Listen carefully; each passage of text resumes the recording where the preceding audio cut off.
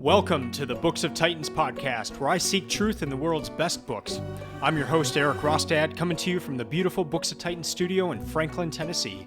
My goal is to read 52 books per year and share what I'm learning.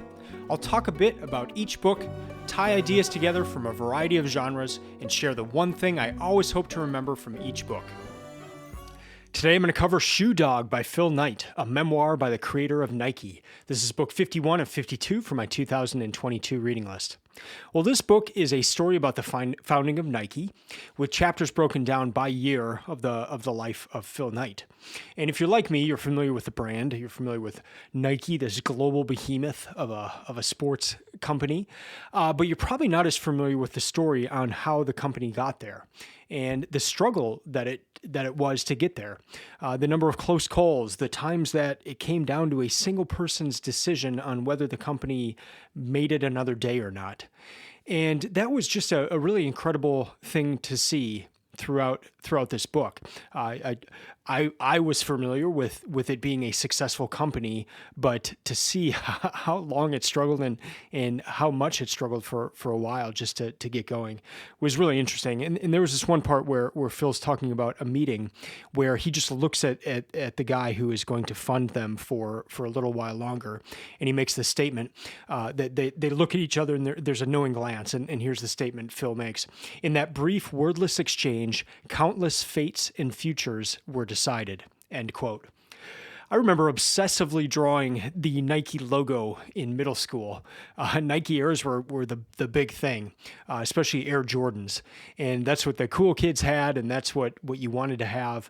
I remember the iconic photos of Jordan dunking and the Nike ads around that. And it was just, it's weird to think about, but that a brand could be such a big part of growing up. But Nike was that in many ways for me. And also just when I started running, I wore Nikes for many years, and now I wear a different shoe when running. But for many years I wore Nike Airs when I was running. The title of the book, it comes from, it's Shoe Dog, and it comes from a term that means this: people who devoted themselves wholly to the making, selling, buying, or designing of shoes. So that's what a shoe dog is. And it was ghostwritten by J.R. Mo-Ringer. And he also ghost wrote the book Open by Andre Agassi. I read that for this reading project as well. I read that the first year of this reading project in 2017 and really enjoyed that book as well. And so, if the book has anything to do with J.R. Mo-Ringer, it's going to be a good one. So I don't know how much of it was written by Mo-Ringer and how much of it was written by Phil Knight. I mean, by all appearances on the book itself, you don't see Mo-Ringer's book until the very end credits. It's not like his name is on the front. So Phil Knight is getting the credit. It says it's a memoir by him. So I don't know the division of labor there, but I do know the two books that I've read where Mo-Ringer has had his hand in it have been very exciting. Another really interesting thing is that next year, 2023, another book ghostwritten by J.R. Mo-Ringer is going to come out, and the person he's writing that with, you may be familiar with him. His name is Prince Harry, and so Prince Harry's new book will be ghostwritten by Mo-Ringer as well. That kind of bugged me at some points too, just knowing that Mo-Ringer was a part of this, because especially getting into the book, like it's so good and the writing is so good, and I just found myself kind of getting mad. Like, okay, is this Phil Knight here or is this Mo-Ringer? Like what? But it doesn't really matter. I mean, it's a great story. The tale's being told. I just tried to focus on that, but I did find it hard, especially at the beginning of the book, to not get a little angry about that. So for reading stats, it's a 383-page book. I read it. It took me 8 hours and 30 minutes and over 5 days. So that was 77 pages per day, which is on the high end for me, which means I enjoyed it a lot and it was very exciting and it was hard to put down. So I read this between December 13 and 17. So the rest of this episode, it'll be two more segments. So the next segment 2, I'll cover 3 different things that were interesting to me in this book. And then in segment 3, I'll cover the one thing, my one key takeaway from Shoe Dog.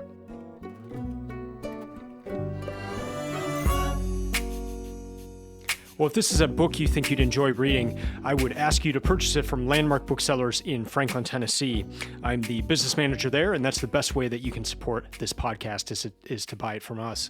If you use the coupon code Books of Titans, that'll give you 10% off the book.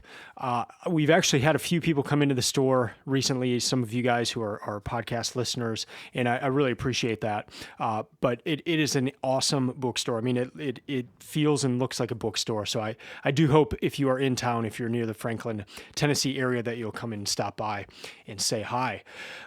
Now back to the book. Here are three things that stuck out to me in kind of three buckets, and then I'll go into a little bit in each one. And the first was just the business wisdom that was in this book. I studied business. I like business. I work in business, and I'm fascinated by it. And so I really enjoyed the discussions. And in a book like this, to see a company grow from nothing to this huge company, and to see how things are done. I mean, it's not a standard way of doing things. And a business with this amount of success, it's not like you would read a business book in school of, this is how you do it and step by step. Like that's not how businesses start. So to actually hear the story and hear the struggles and the triumphs and, how did you make it past this and how did you get past this problem, and how did you hire people? How did you find people? All those kind of things. It was just really interesting on that front. One thing that Phil Knight talked about was just the spirit behind the product, and he came to understand very quickly, especially with it being a brand, that it wasn't just about the product. I mean, you can't just sit there and tell all the great things about the product. There had to be the spirit behind the product that people wanted to be a part of. The thing that somehow captured me as a middle schooler, wanting to be like Mike or be like these other athletes that were a part of the Nike world. Another part of this business wisdom was just that Phil Knight at the beginning would only hire accountants and lawyers. And when asked why, he said, we needed to hire people with sharp minds. That was our priority. And accountants and lawyers had at least proved that they could master a difficult subject and pass a big test, end quote. So that was the first. He didn't just go out and hire like MBA students, like general business degrees. He wanted accountants and lawyers specifically. And I just thought that was an interesting thing. And then just his reason why. And Phil came from an accounting background. He had an MBA, but I think the emphasis was in accounting. And so his mind naturally went to accounting. But as an entrepreneur, as the person who started Nike, he also had to put on another hat, and that hat had to be that of the entrepreneur. And so the accountant, naturally, they're looking in the past. They're looking at what has happened in accounting for that numerically. And so the tendency to look back has to be matched with that ability to look forward as the entrepreneur and see potential and to see opportunities and that sort of thing. And so it was neat seeing him toe that line the whole book, but then just also to hire accountants, but also to keep that entrepreneurial spirit going in the company. A thing they had that was a big part of the company was just this idea that they had to and needed to fail fast. And I hear Facebook, that's one of their mottos as well, especially with coding and trying new things, is to fail fast. But that was a big part of Nike's culture. And then another idea that came up is, after a while, Phil Knight's just kind of putting out fire after fire after fire. And there's kind of this comment made that, the problems are always going to be there. And so what are some of the foundational items that can be taken care of immediately that will help diminish some of these other problems going forward? And again, just another good thing to think about in business. Second overall bucket here that I want to cover is just some great quotes that were in the book. So I'll read three different quotes here. And the first is this one. And this came up quite often. And so here's the quote. Don't tell people how to do things. Tell them what to do and let them surprise you with their results. I'll read that one more time. Don't tell people how to do things. Tell them what to do and let them surprise you with their results. you've probably heard that one before. And Phil Knight just would keep giving examples of doing this. Like people that he had hired, he would tell them what to do and then just let them do it. And almost excessively, in the sense like people would be writing him letters on how they're doing stuff and asking him questions, and he just wouldn't even respond. So he probably went too far on that. But his point over and over in the book was just give people that freedom. And that was a big part of the company's growth, because these people were coming up with ideas and ways of trying and doing things that led to huge success for the company. And if Phil Knight had kind of held all that closely, he wouldn't have had the success that the company did. Next up is a quote about books and sports, and I thought this was interesting.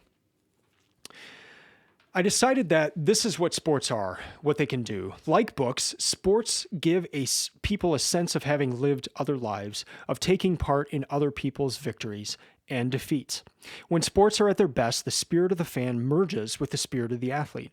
And in that convergence, in that transference, is the oneness that the mystics talk about. End quote. So I just like that he connected that with books. And then the last one here is a quote by Bowerman, and he was the co-founder with Phil Knight, and he was also the track coach at the University of Oregon, and just a very famous man, and he was a big innovator at Nike in shoes, and even before he started working at Nike, he was always trying to find the best running shoes and ways for his athletes to compete.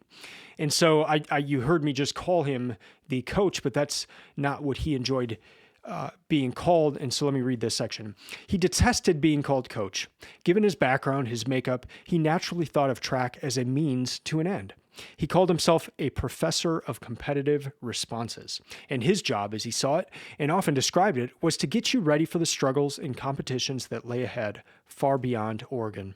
End quote. So again, Oregon is where he was coach or professor of competitive responses. But I just love that, and I was fortunate to have a coach in high school, a track coach that led by example and taught me about life. It wasn't just about running. He taught me that I could go beyond what I thought, and just, a ton of these lessons that yes, they apply to running, but they also help you think about life in general. And that's the true mark of a great coach. And so I just liked the way that he put it there, and wanted to be called a professor of competitive responses. That was great. Last thing here is that came up in the book, this last bucket, is just telling the truth. And Nike and the people in Nike they got this reputation for telling the truth.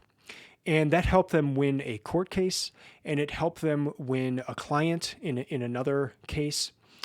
And what was interesting is Phil Knight is very honest in the book, just of his levels of dishonesty. And he has one quote where he, as he's being praised for being a truthful person, he's sitting there thinking, he said, "I tried not to think about my many half-truths and untruths with Onitsuka," which was a company he was working with. So even amidst this being praised for being truthful, he knew that there was dishonesty along the way.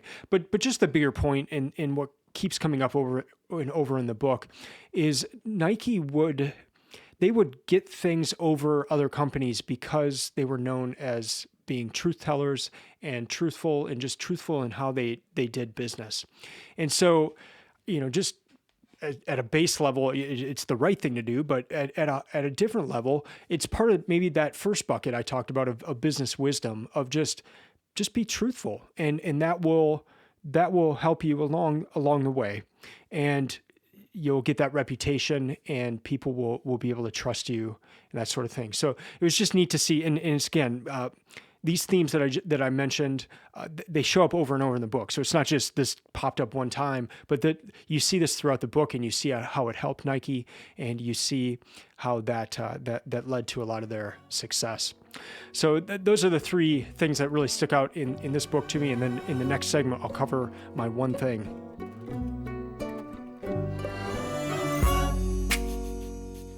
Well, running is a big part of my life. I run quite often. I love it. It's a really big part of my life, and I didn't know the connection to running that Nike had in terms of the founding of the company. And it's really, I mean, without running, we probably wouldn't have had Nike. And I know I'd heard that along the way, but even when I think back to Nike and I think back to middle school, I think of basketball, and Michael Jordan's the first person that comes to mind. It's not necessarily running that comes to mind for me when I think of Nike. And maybe that's just because I use other apparel and other shoes and that sort of thing, and not Nikes. But it was so cool to read about the origins of Nike and to see how closely tied it was running. So I want to read a few things here. And the first is this comes in the introduction. And this is Phil Knight talking about running.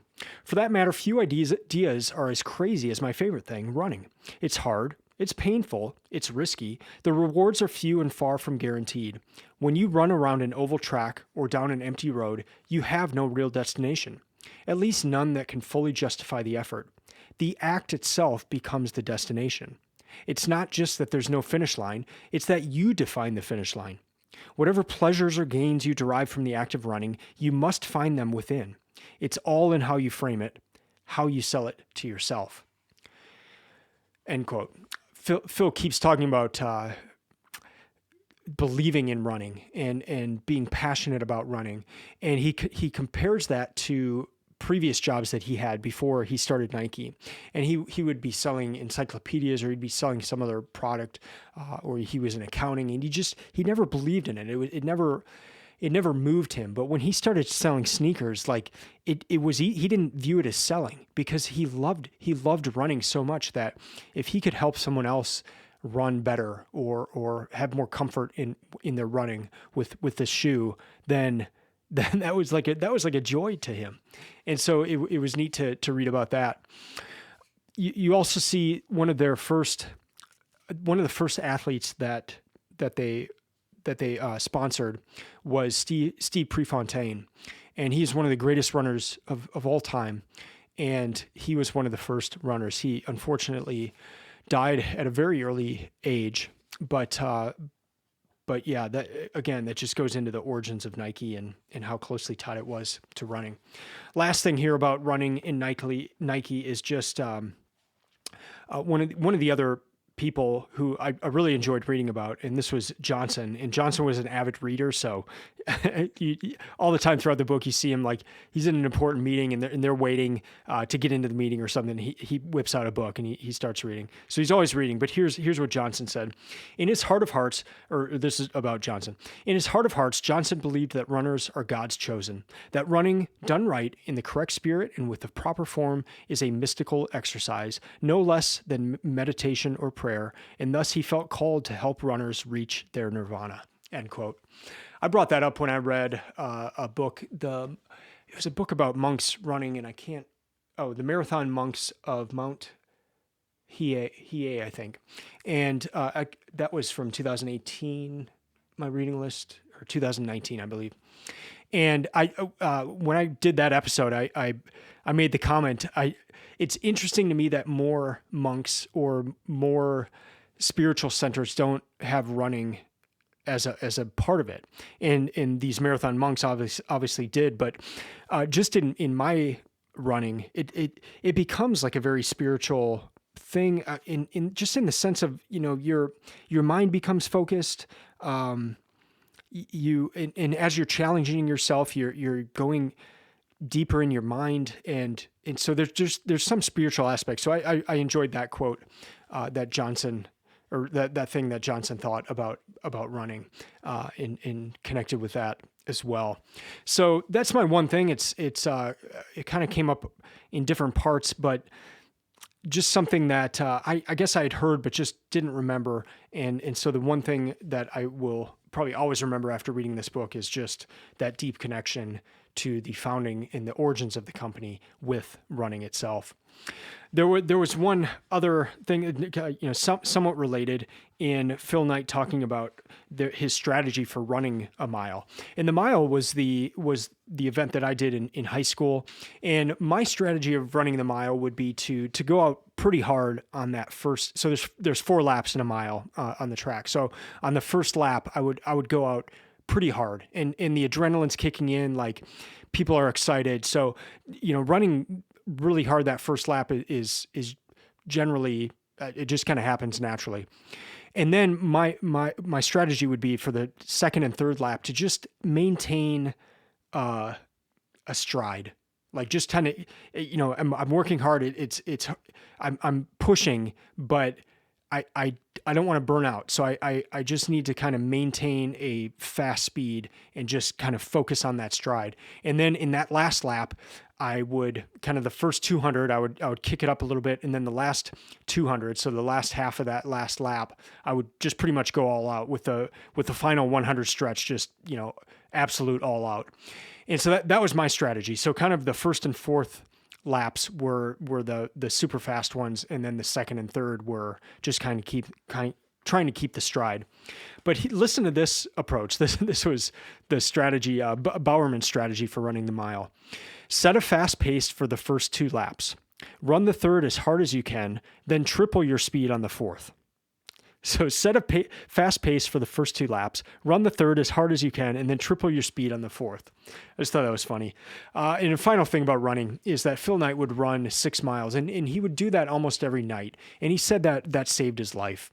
They're just with the tension of starting the company, all the things that went wrong, this nightly run, and I'm sure he missed it on nights, but like he would just try to run as much as he could. And that 6 mile run just helped him to maintain composure, maintain thoughts and all that. So that was neat to read as well.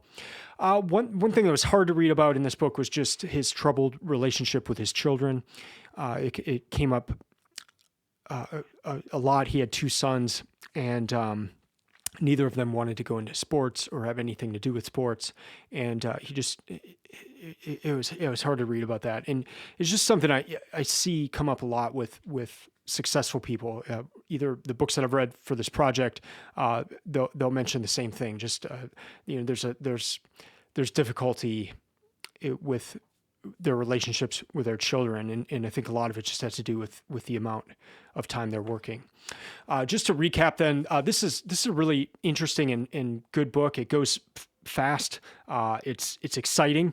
And so you can be certain that anything that J.R. Moehringer's had his hand in is going to be good. And this is no exception. This is a good business book in the sense of just, it reminds you on proper ways to do business, new ways of thinking, and not proper ways of doing business in the sense of like going to business school and here's how you do this, but just more like methods of thinking and ways of thinking if you're starting a company. It makes you realize how close to the edge things were for Nike for most of the time. And I think that's just a good reminder that, yeah, we see the success now, but it was a big struggle for a long time. One really interesting thing is that the Nike and Apple stocks were released in the same week. So boy, if you had invested in those, that would have been awesome. And I need to close out this episode with a thank you, and that is a thank you to Jennifer Yu, who gifted this book to me. When I was purchasing books for this year's reading list, I had a link to my Amazon wish list, and some people went on there and purchased books, and Jennifer did this book. So thank you, Jennifer. That's going to do it for this episode. I hope you have a wonderful holiday season, a Merry Christmas, a Happy New Year, and thank you for listening. If you would like to email me, if you've read this book and you would like to share what you got out of it, I would love to hear that. So you can email me at eric@booksoftitans.com. You can also go to Books of Titans website. It's a lot of resources there to help you choose books, create your own reading list, that sort of thing. Remember, you can also buy this book from Landmark Booksellers, and I'll link to that in the show notes. You can use the coupon code Books of Titans for 10% off. I'll be back in a week or two to discuss another book or series from this year's reading list. And also, the next episode may be where I do this at the end of each year. I just stack all 52 books that I read for the year on my desk. I pick them up in order, one by one, and without consulting any notes, I try to remember the one thing that stuck with me in each book. So if you're looking for some ideas on books to read in the new year, that's always a really fun episode, and you get to hear about 52 different books and the thing that is still in my mind after having read those books. So that episode will be coming up. Until then, keep reading, keep learning, and keep listening. I'm out.